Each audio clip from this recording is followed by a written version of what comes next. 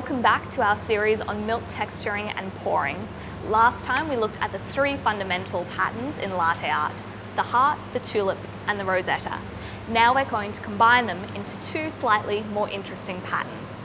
The first one we're going to look at is called the hanging heart or the wave heart. This is a fantastic pattern for new beginners who are starting out doing latte art dine-in. It's great for speed. It happens as fast as the rosetta does, but it requires slightly less precision because of the lack of symmetry. Rightio, we're going to start off the same way as we do all our patterns, mixing in to create an even canvas to work on. Now we're going to leave about the same amount of room in the cup as we would for the rosetta, so about 3/4 of the way full. We're going to start in the same position as we do for the rosetta. So once the milk stills, we drop down about 3/4 of the way away from our jug.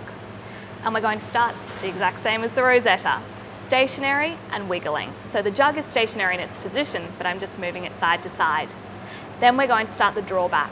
Now instead of drawing back directly straight as we would for a rosetta, we're going to come around to the side. Next is the most challenging part, and that's the hang at the top. So we're going to call this the neck of the design. It's a nice thin line. Now to create nice thin lines in latte art, it's just like the sink through motion. So we're pulling high and through. So it's up and around, and that's going to create a nice thin line of the neck. So down the bottom, we're up to the side, around, and then in the center of the negative space created by the leaf on the side there, we're going to drop down to create the heart. So a heart, just like last time, is drop down and pull through to create the heart. The idea to make this one aesthetically pleasing is that we have the heart in nice proportion to the negative space created by the wave on the side.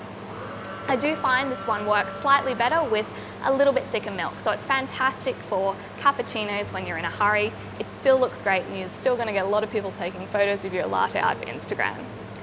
Alrighty, so this is a great segue on to our next pattern, which is the swan. This is a real crowd pleaser, guaranteed hit on Instagram, really simple and fun once you've mastered it. Probably one of the most challenging things about the swan is that there's a lot to fit in the cup and it happens very quickly. So my first tip is to think about where the elements are going to go in the cup before you even start out. When I first started pouring swans, I also started with a tulip base. The aim of this is to settle you down and slow the pattern down, giving you a little bit more time to think while it's happening. There is a lot going on in the cup. So instead of starting 3/4 of the way full, we're going to start half the way full, and that's going to give us more room to pour into. The other way that we can get a little bit more room to pour into is simply by angling our cup a little bit more. The more you angle your cup, the greater the surface area. So this is particularly important when you start doing slightly more complicated designs with greater elements to fit into the cup. So we're starting as always, creating our canvas, mix in, mix in, mix in, break, still a pour, and then about 3/4 of the way away from the jug, we're going to drop down for a tulip leaf, drop down, and then it's the same as the base of the wave heart. Wiggle, wiggle, wiggle, and then we're going to pull around to the side. This is where it starts getting a bit different. Instead of hanging the heart, what we're going to do is pull through the wing. So we're basically dragging the milk in a sinking motion. So again, that sinking motion is up and through. And instead of being in the center of the wing, it's on the side, and that's going to pull it through and create nice feathers. At the bottom, the swan has a body. So to create the body, all we do is drop down just like we would for a heart, and that's going to create a nice fat body.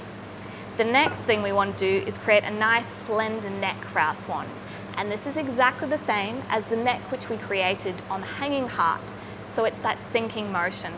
So it's up, back and around.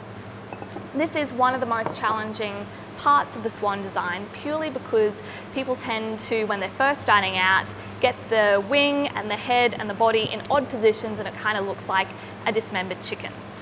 So what we want to do is really make sure we're placing them in the right area. So our pull through is at an angle, creating a V with our neck. So it's pull through, hold at the bottom and V up. Once we've created our neck, our swan needs a head. And so the head is the drop down motion and pull through. It's just a simple heart, a little one like we did on the hanging heart. So once again, and a little bit faster. Mix in, mix in, mix in.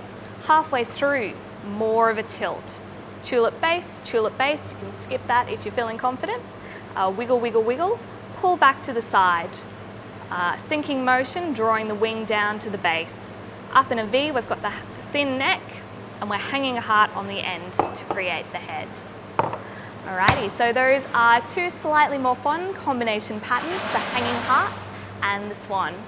Good luck, see you next time.